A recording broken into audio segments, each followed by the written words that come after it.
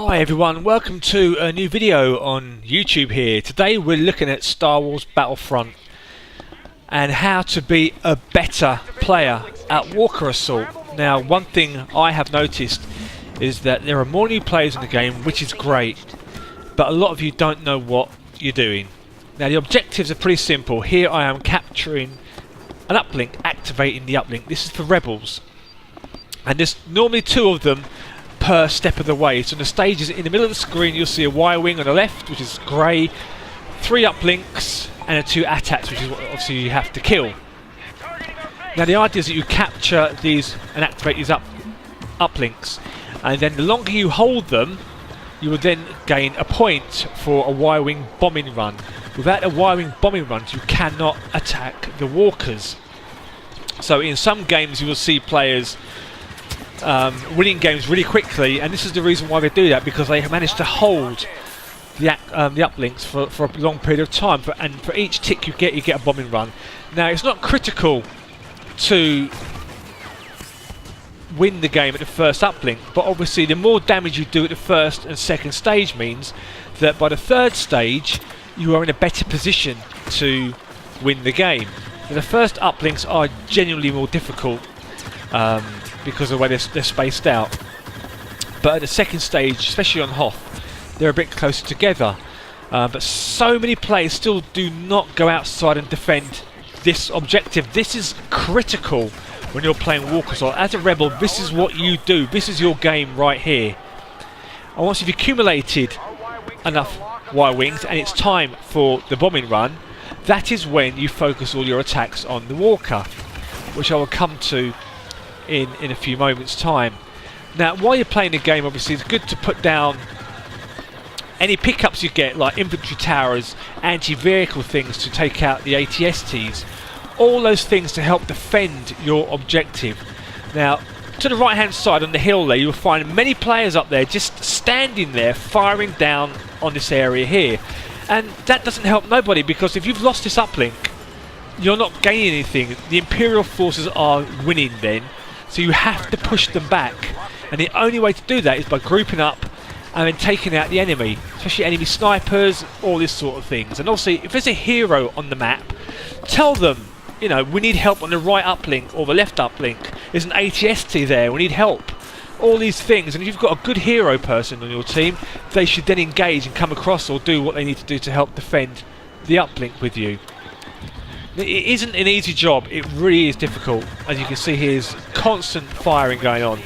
But if you're mobile enough, smart enough, and keep an eye on your mini-map, which is the bottom left, where the reds are, will tell you where the enemy is, where is the combat at the moment. The red will indicate that there's fighting there, or an explosion gone off there, or something's happened there.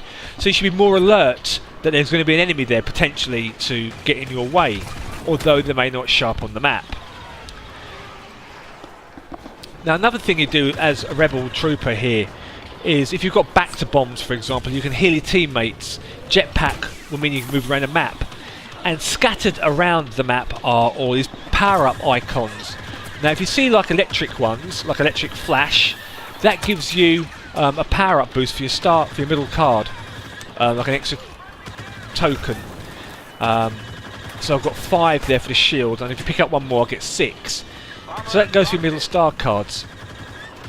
And the round dials there are power-ups for weapons, so they randomly will give you either orbital strike, vehicle, anti-infantry turrets, other boosts that you need to do your job in defending. And that is exactly what you do. You don't place them down anywhere just randomly, you put them in a location where you can do the maximum damage to your enemy. And that is what the idea is here. You have to hang on to this point. Now, as you can see here, the uplinks are done really well. And now it says Y-wings incoming. This is where you need to get on turrets. This is where you get on turrets ready to attack the walker. This now becomes your objective. The more damage you inflict at this stage means that the next stage will be easier.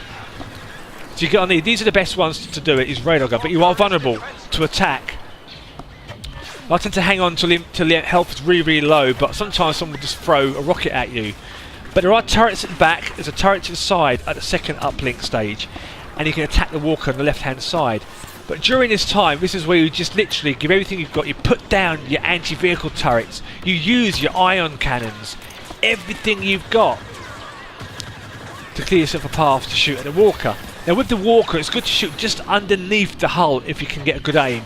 That is where you do maximum damage. It is vulnerable underneath there. And that way you can do so much now. You see, we've got so many Y-wings here now, you see, and the amount of damage we are dealing is amazing. Anti-infantry turret, put it right in the centre there to stop them coming up. Now I'm going to the next uplink now, you see. Now what you do is 2 Y-wings to go, maybe 1 Y-wing. You want to make your way to the next uplink stage so you can activate it immediately. The longer it remains down, it costs you time. So you need to think that, right, I must get to that activation point, I must activate that uplink. Plus you get bonus points, but on this occasion we hung on so long, both walkers were down at the first uplink.